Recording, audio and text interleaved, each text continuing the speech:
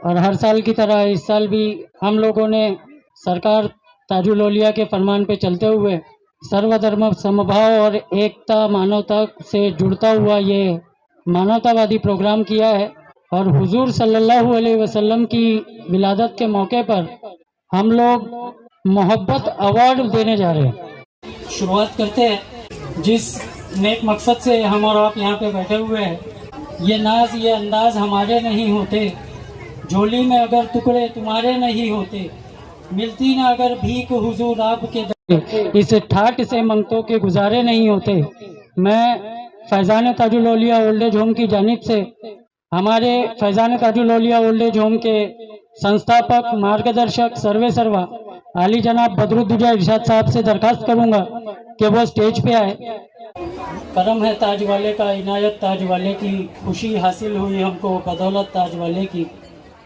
आज फैज़ान ताजुल औलिया old age home की जानिब से जश्न ईद मिलादुन नबी के पुरनूर मौके पर जो लोग समाज में हमारे देश में नेक काम कर रहे हैं, खिदमत खल्क कर रहे हैं, इंसानियत की खिदमत कर रहे हैं, ऐसे संस्थाओं का हम लोग इस्तकबाल कर रहे हैं मोहब्बत अवार्ड देकर।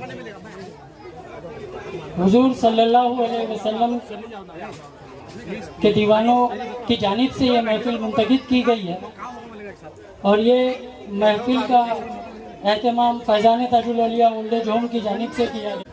सबसे पहले मैं आवाज़ दूंगा प्रशांत हाड़के सर को। वो एक टीचर है।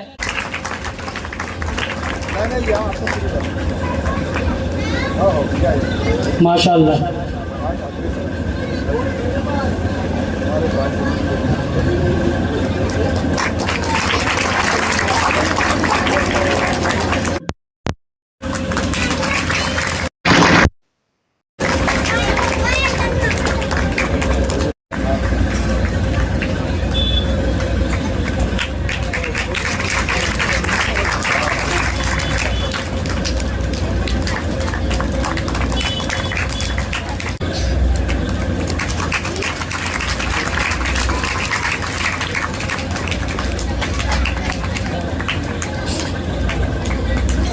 और भी इनके बहुत सारे काम हैं, जैसे हमारी बहनों को सिलाई मशीन और इज्तिमाई शादी वगैरह करवाना।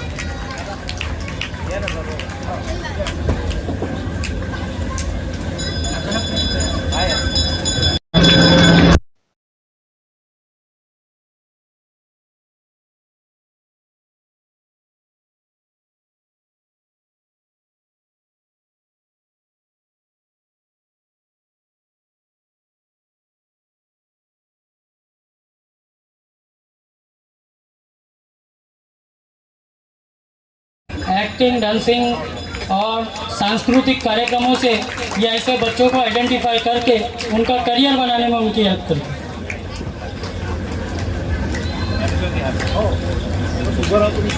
इन्होंने अनाथ आश्रम के बच्चों को फिल्म इंडस्ट्री तक लेके गए कि बनते होने के नाते इन्हें लोग दान देते हैं, इन्हें लोग हदिया देते हैं, ये वो भी दान कर देते हैं। और दान भी ऐसी जगह नहीं करते, बच्चों के पढ़ाई में, एजुकेशन में खर्चा करते बजाय संध्या राजूरकर मैडम के लिए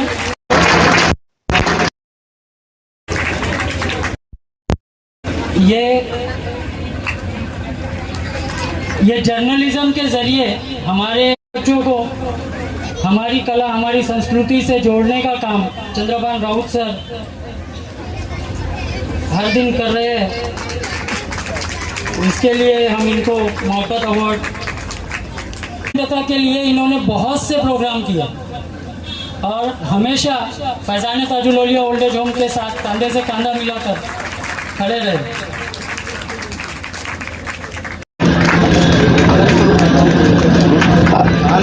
और सभी मसाइलों पे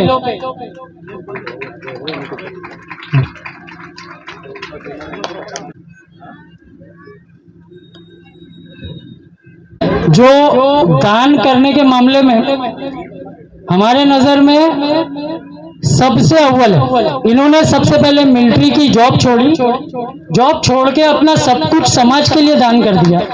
और अपने जीते जी अपने शरीर के सारे ऑर्गन्स भी डोनेट कर दिए ताकि बाद में मेडिकल यूज इनका हो सके। एक बहुत बड़े समाज सेवक हमारे बीच में मौजूद है। जय हिंद, वंदे मातरम। आज मैंने इरशाद मौलाना जी का जो है नज़ारा देखा। मैं इनसे काफ़ी दिन से जुड़ा हूँ। 26 साल मैंने केंद्रीय पुलिस बल में नौकरी किया और आज देश के जो गणमान्य जो वीवीआईपी सिक्योरिटी है उनकी सुरक्षा में भी था। मैं अब्दुल कलाम सर के साथ में 7 सेंटर में काम किया, अटल बिहारी सर को सुरक्षा दिया, वर्तमान समय के पीएम उनकी सुरक्षा में भी था। मैं 26 साल नौकरी करने के बाद मैं मौलाना को काफ़ी दिनों से फॉलो कर रहा था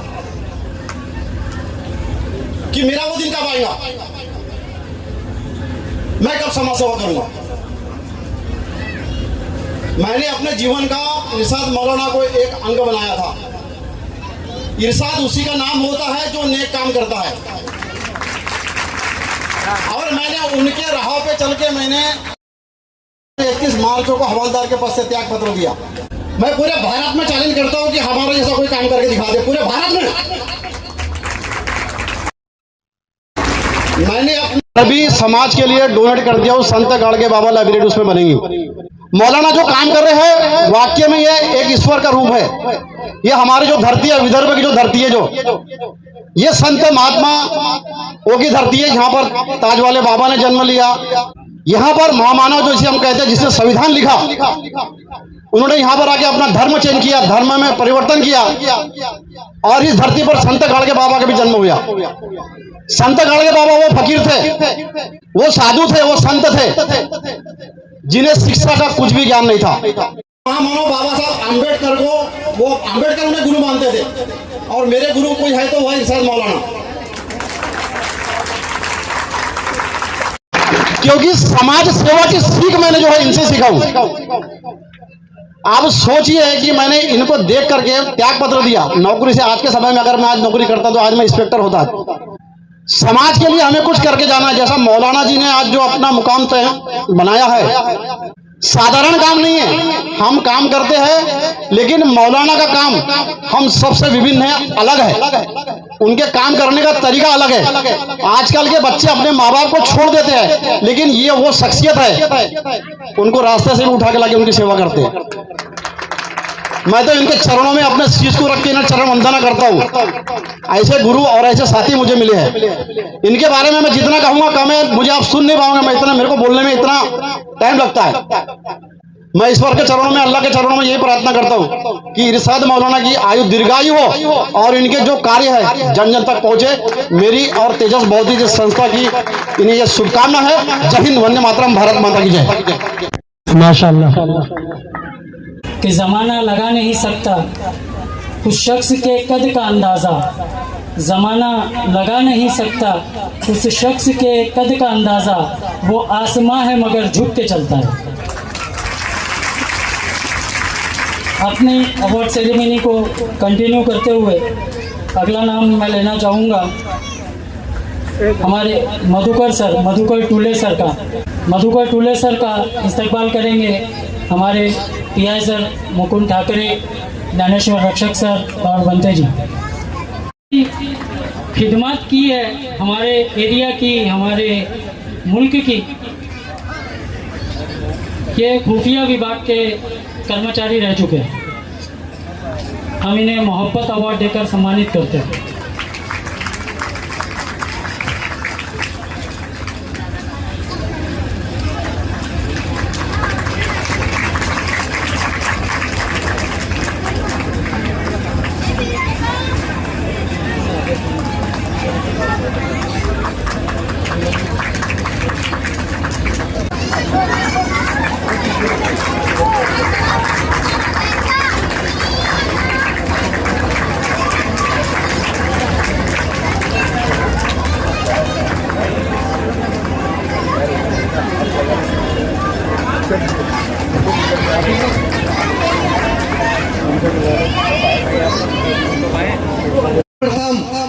इस पावन धरा को, इस ताजुद्दीन और ताजबाग की जो संत बाबा ताजुद्दीन की नगरी है, उस पावन सोनी माटी से सिंची है, उस महामानव बाबा साहब अम्बेडकर, हमारे संत गाड़गे महाराज, राजसंत तुकडोजी महाराज, उस असंख्य महानायकों को याद करते हुए अपना पुरस्कार उन सभी लोगों को समर्पित करता हूँ कि जो समाज में विभिन्न प्रकार का कार्य कर रहे हैं मगर गुमनाम के अंधेरे में जी रहे हैं। एक कहावत है कि बड़ा हुआ तो क्या हुआ, जैसे पेड़ खजूर, पंछी को छाया नहीं, फल लागे अति दूर। उस पेड़ का क्या फायदा जो किसी राहगीर को, पंछी को, प्यासे को, भूखे को फल न दे, छाव न दे।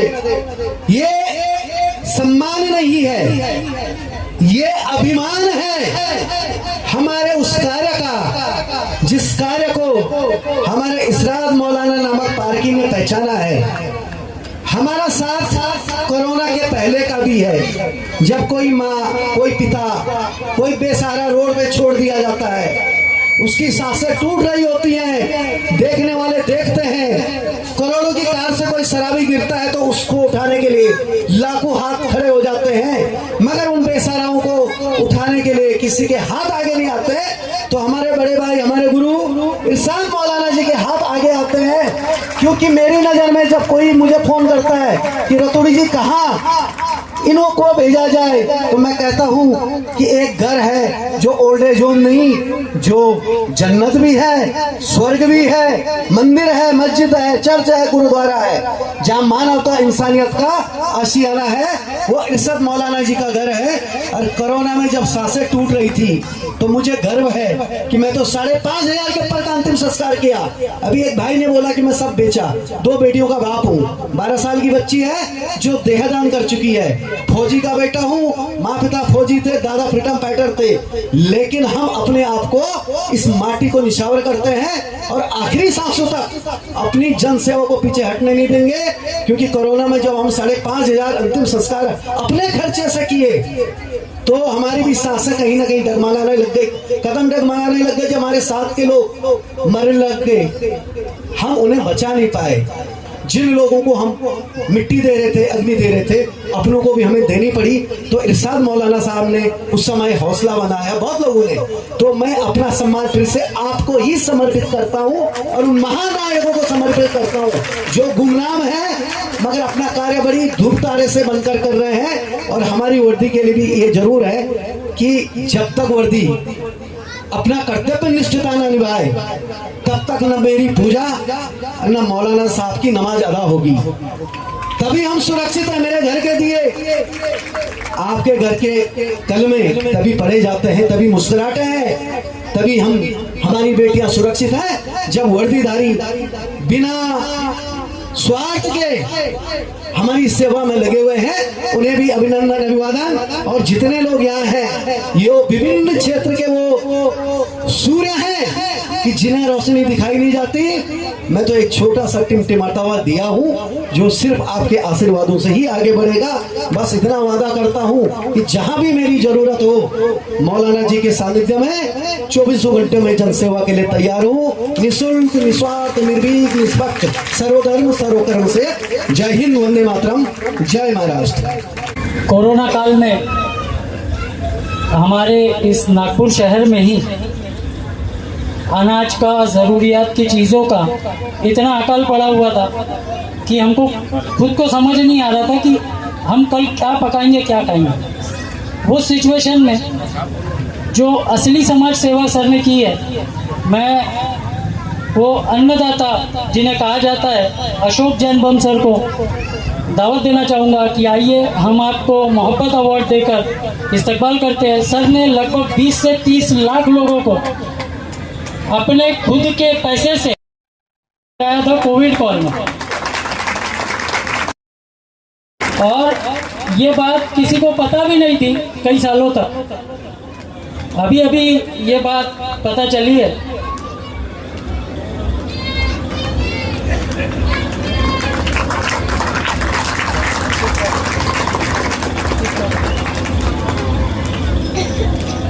हमारा एक भाई है, हमारा अपना भाई है, जिन्होंने अपनी जान पे खेलकर 326 लड़कियों की आबरू बचाइए, इज्जत बचाइए। जिन्हें बेच दिया गया था उन्हें उठाकर लाकर वो उनके घर तक सही सलामत छोड़े। मैं दावत देना चाहूँगा मोहम्मद हफीज़ साबरी भाई को, जो कि अध्यक्ष है चैतन्य जनता सामाजिक सुरक्षा कल्याण महाराष्ट्र के। इनको हम मोहब्बत अवार्ड से नवाज रहे हैं।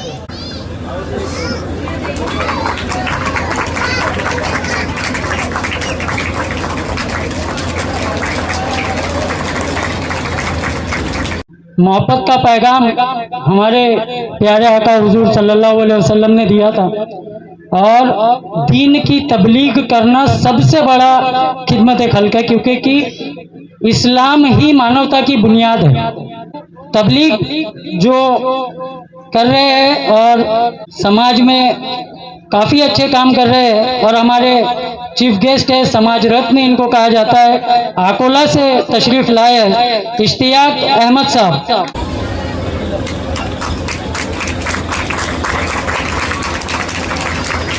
खाना खिलाते रहते हैं।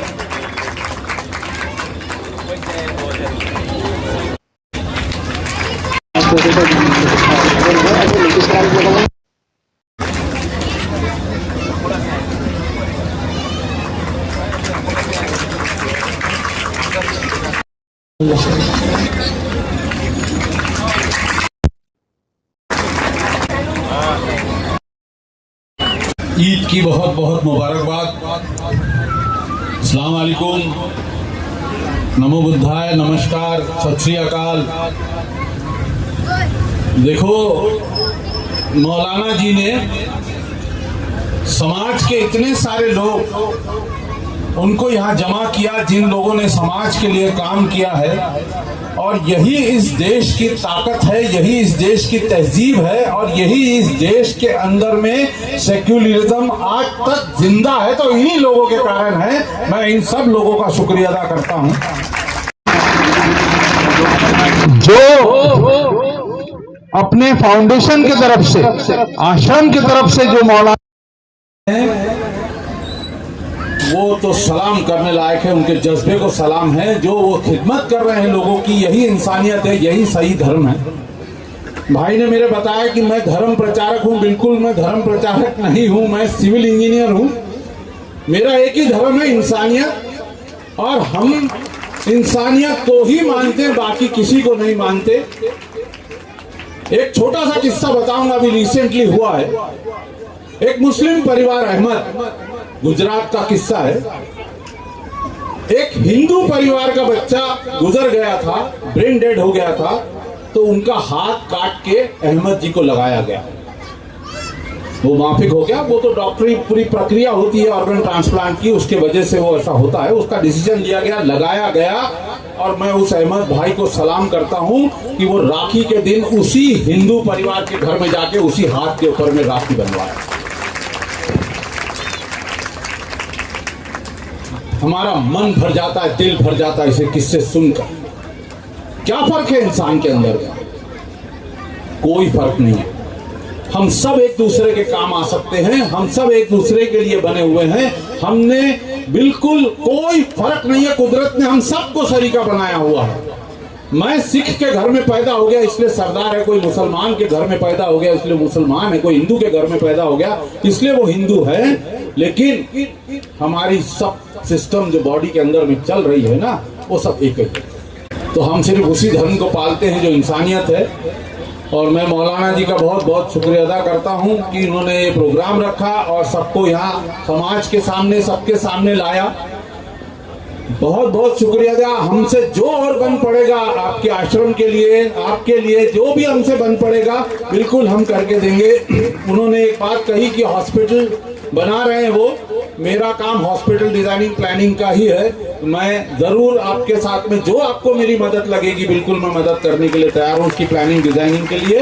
तो मैं आपका पूरा शुक्रिया अदा करता हूँ। बहुत बहुत शुक्रिया बुलाने के लिए, सम्मान देने के लिए, मोहब्बत का अवार्ड देने के लिए। ये सिलसिला हर जगह जारी रहना चाहिए, नहीं सिर्फ मौलाना जी, मेरे सबसे यहाँ जितने लोग बैठे हैं, ये मेरे हिंदू भाई, सब भाई, इन सबसे रिक्वेस्ट करता हूँ कि ये ऐसा जलसा हर एरिया में हर जगह होना चाहिए। तो ये फिरका प्रस्त वालों की क्या ताकत है कि हमको ये अलग करें। शुक्रिया, खुदा हाफिज। एक शेर के साथ मैं हजरत को स्टेज पे बुलाना चाहूँगा।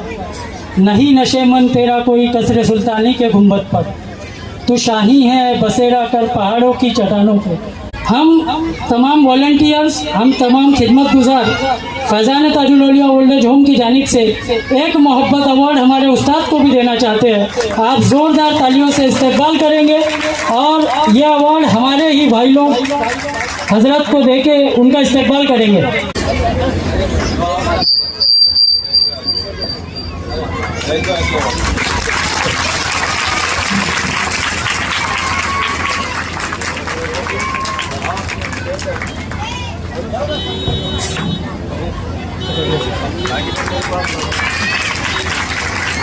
आदमी की क्या है हस्ती जो किसी काबिल बने, वो जिसे चाहे चरागे महफिले रौनक बने।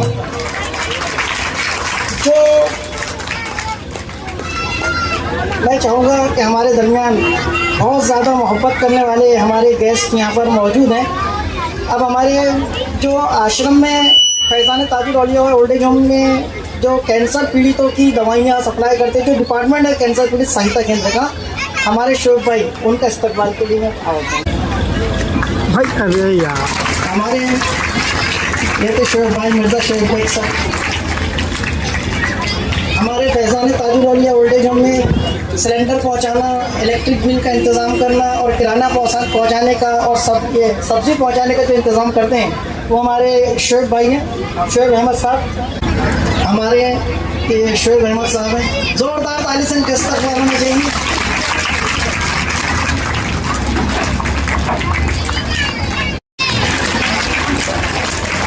हमारे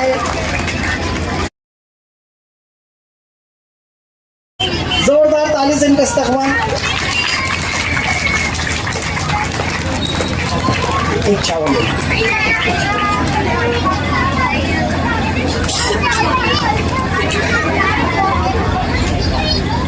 यही सर्विस इस्तेमाल कर रहे हैं। जो पूरा महीना रमज़ान शरीफ में सहरी के इंतज़ाम के लिए हॉस्पिटल सहरी का इंतज़ाम करते हैं और रात दिन एक करके हॉस्पिटलों में जो लोग रहकर रोज़ा रखते हैं, पेशेंट के पास खिदमत करते हैं और रोज़ा रखते हैं, उनके लिए सहरी पहुंचाने के लिए रात भर मेहनतें करते हैं पूरी टीम के साथ।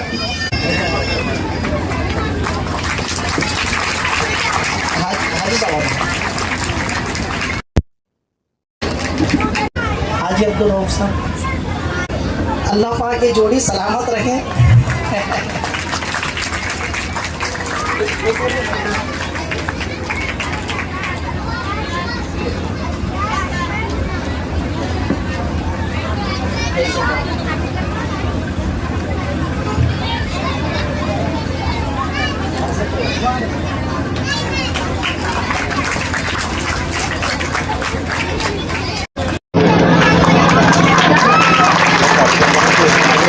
हमारे सिकंदर भाई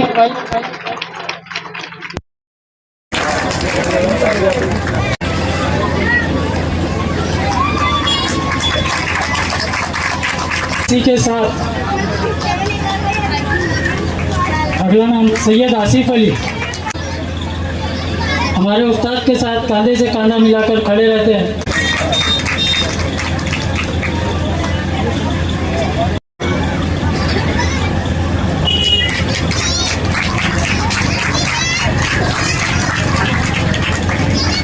फैज़ान ताजुल औलिया ओल्ड एज होम जो भी काम करते हैं इसके बारे में बोलने की आवश्यकता नहीं है। ऐसे काम हर आदमी ने, सोसाइटी के हर आदमी ने ऐसे करने चाहिए, लेकिन बहुत कम लोग आगे आते हैं।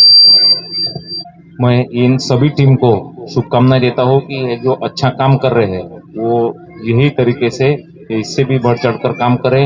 उनके जो भी हॉस्पिटल या उनके जो मन में उन्होंने फिक्स किया है कि जो काम करना है, उनको मैं भगवान से प्रार्थना करता हूँ और मेरे तरफ से उनको हार्दिक शुभकामनाएं देता हूँ कि वो सभी काम अच्छे से पूरे हो। Thank you.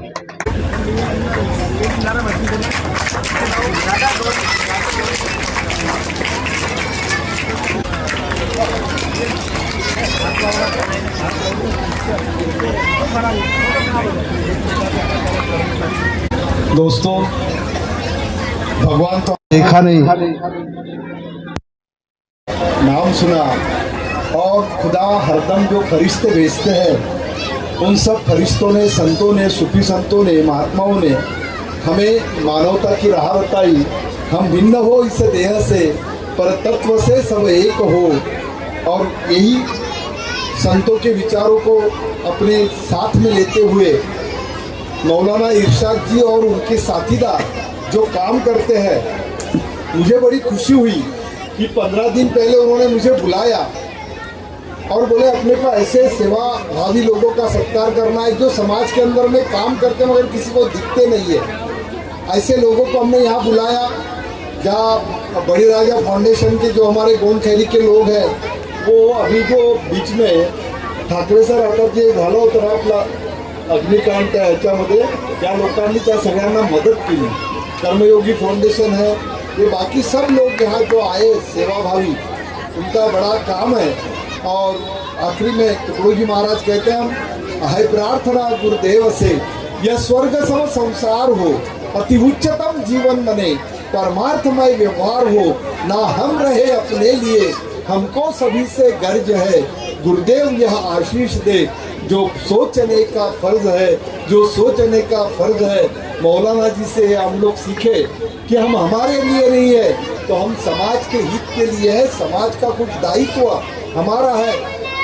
और आखिरी यही प्रार्थना कहूँगा कि मानवता ही पंथ मेरा, इंसानियत है पक्ष मेरा, सबकी भलाई धर्म मेरा, दुविधा को हटाना वर्म मेरा, एक जात बनाना कर्म मेरा, सब साथ चलाना मर्म मेरा, और नीच पूछ हटाना गर्व मेरा, और गिरते को उठाना स्वर्ग मेरा।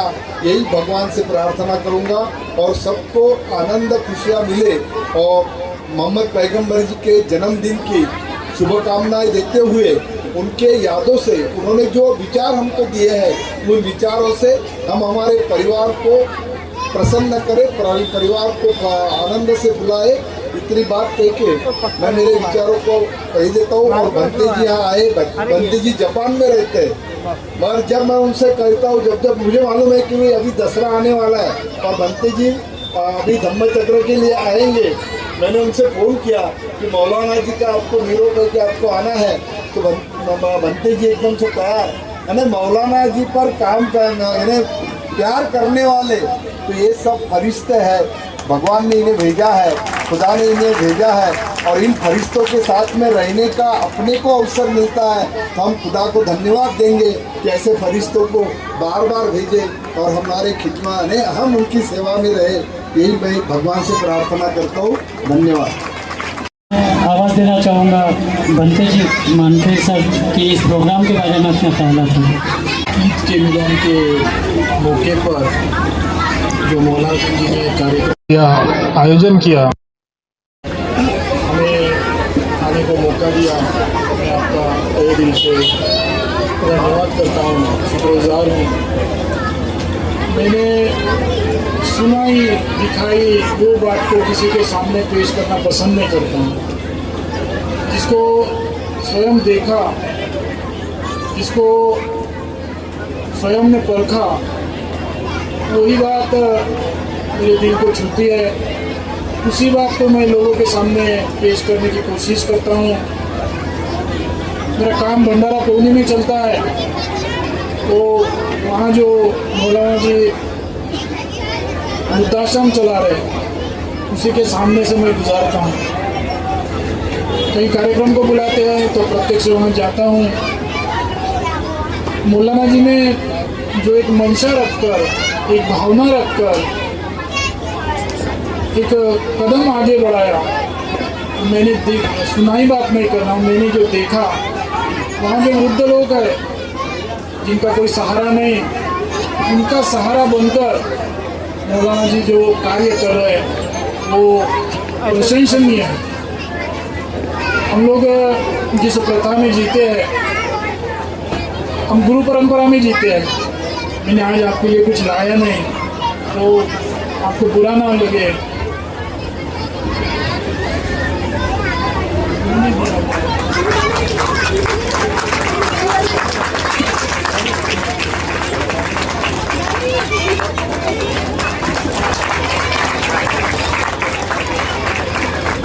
गुरु परंपरा जो गुरु हमारे ऊपर अपेक्षा कर देते हैं, मैं अपेक्षा नहीं कर रहा, गुरु तो हमारे ऊपर अपेक्षा किए, लेकिन मैं एक इनके प्रशंसा ही नहीं, एक धन्यवाद के तौर पर गुरु ने जो हमारे ऊपर आशा रखा, गुरु ने जो हमारे ऊपर आशीर्वाद दिया, वो आपके साथ शेयर करना चाहता हूँ। इसलिए मैं मेरे दिल से आपको ये दे रहा हूँ। मैं जबाने नहीं यहाँ वहाँ घूमते रहता हूँ, वहाँ प्रश्न आता है कि जब भारत का विशेष क्या है, हमारा ये जवाब रहता है भारत देश में तमाम धर्म के लोग जीते हैं, यहाँ तमाम समाज के लोग जीते हैं, यहाँ तमाम कल्चर है, यहाँ तमाम भाषा है, यहाँ तमाम भोजन है। वो भोजन, वो कल्चर, वो समाज, वो धर्म एकजुट होकर जीता है। ये हमारा बाहर जाकर हमारा शब्द होता है, परंतु प्रत्यक्ष जो देखा जाए तो यहाँ उतनी कोई उत्कृष्ट जो हम प्रशंसा करते हैं भारत की, प्रत्यक्ष उतना है ही नहीं। आज भी यहाँ जो मौलाना जी ने एकत्र किए, हमारे नाग दीपांकर जी है, रक्षक दादा है, और भी कोई जो लोग हैं, सॉरी आपका नाम है, इन सबको जो बुलाकर भारत की बेसिकली जो परंपरा है, सम्राट अशोक ने 2300 वर्ष पहले उनका जो राजपथ था, वो राजपथ किसी धर्म के लिए नहीं, किसी एक समाज के लिए नहीं, ये भारत को, हर समाज को, हर धर्म को अखंडित करने के लिए इस्तेमाल किया। भगवान गौतम बुद्ध ने एक अपने विचार, एक अपने धर्म के माध्यम से उन्होंने इस भारत को जो खंडित था, बिखरा गया था, वो अखंडितता को खंडित करने के लिए धर्म दिया।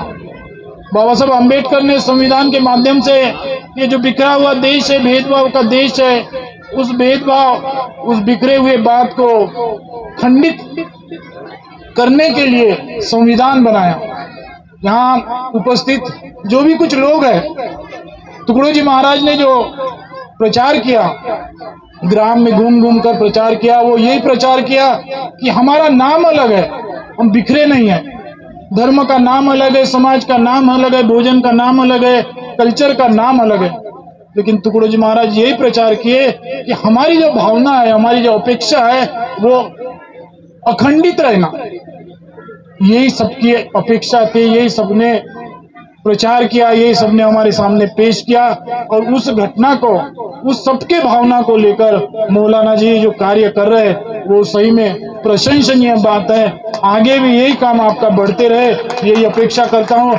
इस देश के कल्चर में, इस देश के समाज में बहुत पंचर है, ये कोई सही टायर नहीं है।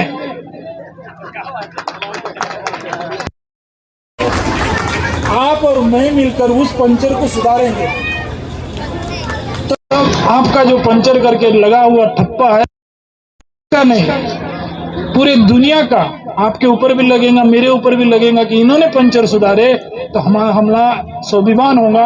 आप सबके साथ मिलकर इस देश का जो पंचर है वो सुधारने का हम काम करेंगे। आज यहाँ उपस्थित, हमारी उपस्थिति ये एक अमोल हो जाएगी। आज आपने बुलाए, भाषण देने का मौका दिया, आपने सुना, आप सबको धन्यवाद देता हूँ और अपने 2 शब्द समाप्त करता हूँ। बिला ताखिर मैं दावत देना चाहूँगा इश्तियाक अहमद सर को कि वो अपने ख्यालात का इजहार करें। आकोला से है। औज़ुबिल्लाहि मिनश्शैतानिर्रजीम, बिस्मिल्लाहिर्रहमानिर्रहीम। फिर उस मालिक के नाम से जो अत्यंत दयालु और विद्वान है, जो पूरी सृष्टि का कर्ता निकलविदा है।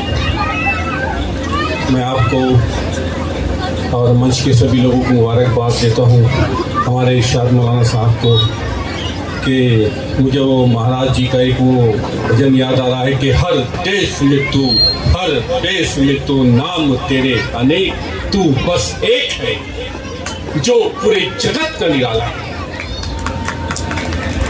लेकिन माफ करना, अल्लाह कुरान में कहता है कि तुम दुनिया में जितने इंसान हो, तुम सब एक माता और एक पिता की संतान हो। कुरान का पहला ही वर्ड है अल्हम्दुलिल्लाह रब्बिल आलमीन।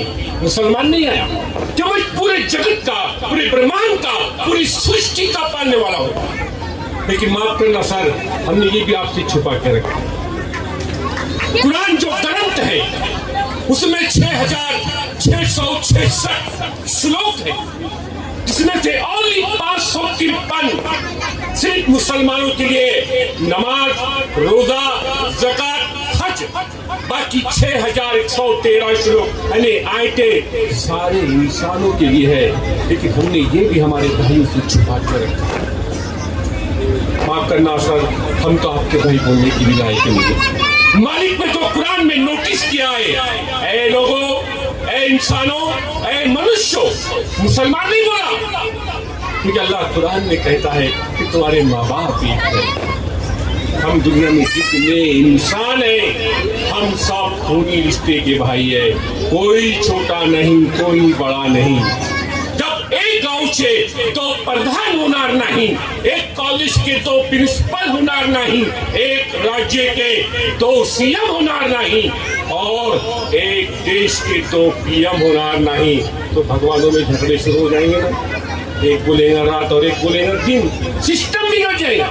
जब आप परमा इतने अच्छे, हमारे माता पिता इतने अच्छे, हमारे संत महात्मा ऋषि मुनि इतने महान, तो उनका बनाने वाला कितना महान होना चाहिए। तो 4 शब्द के अंदर मालिक ने अपना परिचय दिया कि बिस्मिल्लाहिर्रहमानिर्रहीम, कुल हु अल्लाहु अहद, कि कहो अल्लाह एक है, अल्लाह समद, वो निरपेक्ष है, वो किसी पे निर्भर नहीं है। लम यलिद वलम यूलद, न वो किसी का बेटा है न किसी का बाप है। वलम यकुल लहु कुफुवन अहद, यानी इसके जैसा दुनिया में कोई नहीं, जिन्हें पूरे जगत का निर्माण किया है। ना मुझे बताइए, आप और मैं जो ऑक्सीजन ले रहे, सूरज की रोशनी ले रहे, बारिश का पानी ले रहे, अगर मेरे मालिक की तो बताइए आप क्यों ले रहे हो, और आपके मालिक की तो बताइए फिर मैं क्यों ले रहा हूँ। वो मालिक ने हमने कभी आपने मैंने गौर किया, उस प्यारे मालिक ने हम पे कितना बड़ा उपकार किया। हमारे दुनिया में आने से पहले हमारे माँ के अंदर ममता डाल दिया, जो हम इतने बड़े हुए। हमारे दुनिया में आने से पहले हमारे माँ के छाती में दूध का इंतजाम किया। तो मैं आपके सामने बात कर रहा हूँ, वो मेरे माँ के दूध के कारण। उसमें विटामिन प्रोटीन डालने वाला कौन? वो मालिक ने दुनिया में आने से पहले मेरे 2 आंखों में 7 लाख क्या मेरे भी दे दिया, एक कान में 1 लाख माइक भी दे दिया। वो हमारे को 24 घंटे के अंदर 23,000 सांसें भी देता है, और 12 घंटे के अंदर आपको मुझको 3 सिलेंडर ऑक्सीजन के भी देता है। एक की पुरानी कीमत 3880 रुपए। अगर 1 साल का हमने कैलकुलेशन किया तो 13,82,000 की हम ऑक्सीजन लेते। 50 साल से कैलकुलेशन किया तो 6 करोड़ 60 लाख की ऑक्सीजन लेते। कभी आपने मैंने मालिक को भी दिया? वो कितना दयालु और कितना कृपावान है। एक छोटी सी झलक देख लो आप, कोरोना के अंदर 10% ऑक्सीजन नहीं मिली थी, कितना अहंकार मच गया था। वो कैसा प्यारा मालिक, और कितना 70 माओ से ज्यादा आपको मुझको प्यार करने वाला मालिक। जब रात को नींद में सोते वो मालिक वहां भी ऑक्सीजन देता है, और कभी आपसे मुझसे दिल भी नहीं मांगता। उस आदमी को पूछो जिसके किडनी चले जाते हैं, हफ्ते में 2 से 3 बार डायलिसिस करना पड़ता है, और कितना खर्च आता है। और वो कितना प्यारा मालिक और कितना दयालु, कितना कृपावान है। वो मालिक तो हमारी 24 घंटे के अंदर 36 बार हमारी किडनी डायलिसिस करती है। तो कैसा प्यारा मालिक है जो बिगड़ मांगे हमें सब कुछ दिया। और मालिक ने पूरे दुनिया पे एक इतना बड़ा उपकार किया, हमें उस नबी का उम्मती बनाकर भेजा। वो प्यारे आका हज़रत मुस्तफा सल्लल्लाहु अलैहि वसल्लम है, जिनके तुफैल में दुनिया बनी। अगर वो दुनिया में ना आते तो चांद भी नहीं बनता, सूरज भी नहीं बनता, ये प्रमाण भी नहीं बनता। वो आका हज़रत सल्लल्लाहु अलैहि वसल्लम है जो हमारे सब जो कुरान में रहमतुल आलमीन बोला गया, कि सारी दुनिया के लिए रहमत, दया और करुणा बनाकर भेजे गए। उनके पास कोई भेदभाव नहीं था। आपको जानते हैं, जब एक बुढ़िया आंख पे कचरा फेंकती थी, एक दिन वो बुढ़िया बीमार हो गई। आज हमारे रास्ते आप सल्लल्लाहु अलैहि वसल्लम गुजरे, क्या मेरे माँ ने मेरे आंख पे कचरा नहीं डाली? मालूम पड़ा कि बुढ़िया बीमार हो गई है, तो मिलने के लिए घर पे चले गए। खामोश नबी के संस्कार है जो दुश्मन के साथ भी मोहब्बत का पैगाम पहुंचाते हैं। तो मैं आप लोगों से विनती करूंगा, सबसे ये दिल साफ रखो, ये दिल का जातिवाद निकालो। जब हमारे आका मोहम्मद सल्लल्लाहु अलैहि वसल्लम जब एक नजर से देखते थे तो मोहम्मद साहब का उद्देश्य था कि तुम पेट पर खाना खा रहे, अगर तुम्हारा पड़ोसी भूखा है, तुम्हारी नमाज बेकार, तुम्हारा रोजा बेकार, तुम्हारा हज बेकार, वो कोई भी समाज का हो जाए। ये मोहम्मद साहब का उद्देश्य था कि जिस देश में तुम रहते हो, अगर उस देश से अगर तुम प्रेम नहीं कर सकते तो तुम मुसलमान नहीं हो सकते। ये इस्लाम की परिभाषा है।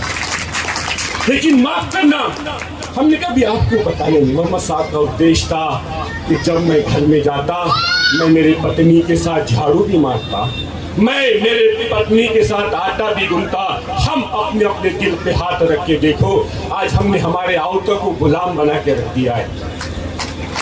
जब एक बच्ची छोटी होती है उसको अपने माँ बाप के अंडर में रहना पड़ता, वही बच्ची जब बड़ी होती है अपने पति के अंडर में रहना पड़ता, और वही बच्ची जब बूढ़ी होती है तो फिर वापस अपने ही बच्चों के अंडर में आना पड़ता है, औलाद की सुनना पड़ता। तो मोहम्मद साहब ने कहा कि जा तेरे माँ के पैरों तले जन्नत है और बाप जन्नत का दरवाजा है। अगर हमसे अगर पूरी दुनिया खुश है और हमारे माँ बाप हमसे खुश नहीं है, माफ करना, हम कामयाब नहीं हो सकते। अल्लाह कुरान में कहता है कि जब तुम्हारे माँ बाप बूढ़े हो जाए उनको उस तक भी मत बोलो, जोर से भी मत बोलो। अगर तुम्हारे माँ बाप का दिल दुख जाएगा, मालिक कहता मैं तुम्हें माफ नहीं करूँ। आज दिल में कसम खाओ, कभी माँ बाप को जोर से भी मत बोलो। जिंदगी में एक बार माँ बाप मिलते हैं, बार बार काम मिलते हैं। अरे जिसके माँ बाप दुनिया में नहीं है उनको पूछो कि माँ बाप की कीमत क्या होती है, माँ बाप का रुतबा क्या होता है। और आज हमारी बीवी घर में आती है और माँ घर के बाहर जाती है। माँ का किरदार माँ की जगह पे रखो और बीवी का किरदार बीवी की जगह। न माँ को छोड़ना है न बीवी को छोड़ना है। यह इस्लाम की सबसे बड़ी भाषा है। इसलिए तीन माता मैं हमेशा सोचता हूँ कि नंबर एक, मालिक ने मुझको धरती पर क्यों भेजा, हम अपने आप को पूछो। सेकंड नंबर, हमारे जीने का उद्देश्य क्या है, ये अपने आप को पूछो। और नंबर तीन, एक दिन आपको मेरे को मरना है और ऊपर वाले को जवाब देना पड़ेगा। वो मालिक हम सबको पूछेगा कि तू मेरे जमीन पे चला, मेरा अन्न खाया, मेरी ऑक्सीजन लिया और मेरे अंदर इतने पार्टनर बनाया, हम उस मालिक में क्या जवाब देंगे? क्योंकि वो निर्माता है और ये दुनिया निर्मित है। हमने निर्माता को छोड़ा और निर्मित के पीछे लगे तो कोई बीवी से परेशान, कोई पति से परेशान, कोई बच्चों से परेशान, कोई बड़े बड़े बीमारियों से परेशान, तो कोई जादू टोने से परेशान। एक बार मेरी स्पीच थी ट्यूसडे के अंदर, तो मैंने कहा कि जो हमारे बॉडी में खून दौड़ रहा है वो पवित्र हमारे माँ का दूध है। अगर किसी को अल्कोहल की या दारू की याद आती है, सिर्फ एक बार सोचना, मैं मेरे माँ के दूध को गंदा नहीं करना चाहता। मैं इतना पैसा मेरे माँ बाप मेरे बच्चों के एजुकेशन पे खर्चा करूंगा, अपनी जिंदगी बर्बाद नहीं करूंगा। छोटी सी जिंदगी हमारी, हम कहाँ जीने के लिए आए? असल तो जिंदगी मरने की बात की है। आपसे अल्लाह ने कुरान में उदाहरण दिया महाराज कि दुनिया का जो दुनिया है एक मकड़ी का जाला है, कैसे भी तो असल हमारी जिंदगी मरने की बात की है। वो मालिक हम सबसे ऑडिट मांगे, तुझे मैंने सबसे बड़ी इंसान बनाया था, चांद जमीन सूरज आसमान पूरा ब्रह्मांड तेरी सेवा में लगाया था, ए मेरे बंदे तू कहाँ भटक कर आए? और ऐसे संत वली हम मालिक ने हिंदुस्तान में भेजा है, क्योंकि आज से 1400 साल पहले अल्लाह के रसूल मोहम्मद पैगंबर सल्लल्लाहु अलैहि वसल्लम ने हिंदुस्तान के तरफ ऐसा इशारा किया और कहा मुझे हिंदुस्तान की मिट्टी से शांति और अमन की खुशबू आ रही है। ये हमारा ऐसा देश है, हमें गर्व होना चाहिए। हम इस देश में पैदा हुए, हमको हमारे देश की मिट्टी का हक अदा करना है। यही हमारी देश की सभ्यता है, यही हमारे देश के संस्कार है, क्योंकि हम एक है। हमारी जमीन एक, हमारा सूरज एक, हमारा चांद एक, माँ के पेट में बनने की फैक्ट्री एक, ऑक्सीजन लेते हमारा बनाने वाला एक, हमारा मालिक एक, हमारा धर्म एक। अगर दो होंगे तो झगड़े थे, क्योंकि धर्म एक जीवन व्यवस्था है। मैं मेरे माँ बाप के साथ में कैसा रहूं, मुझे धर्म सिखाता है। मैं पत्नी के साथ कैसा रहूं, मुझे धर्म सिखाता है। हमारा बनाने वाला एक है। लेकिन माफ करना, आखिरी बात बोल के खत्म करूंगा कि हम तो आप लोगों के माफी के लायक नहीं है, लेकिन तभी आप लोगों से क्षमा चाहता हूँ। वाक़िफ़ दाना अल्हम्दुलिल्लाह रब्बिल आलमीन।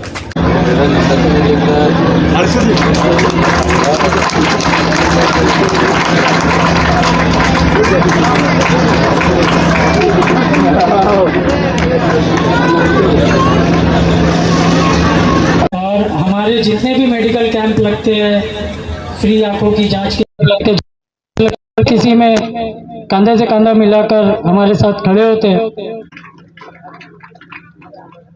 ये मोहब्बत अवार्ड